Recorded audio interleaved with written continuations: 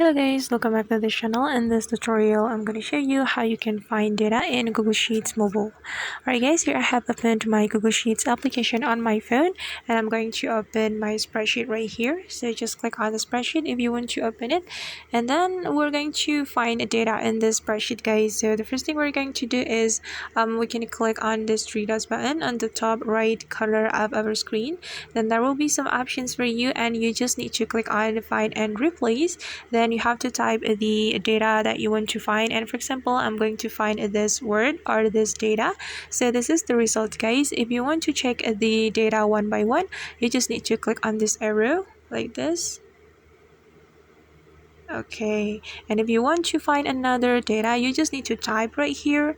Then you will be able to find the data quickly. Alright guys, and that's how we can find data in Google Sheets mobile. I hope this tutorial will be helpful for you. Thank you so much for watching and see you on the next video.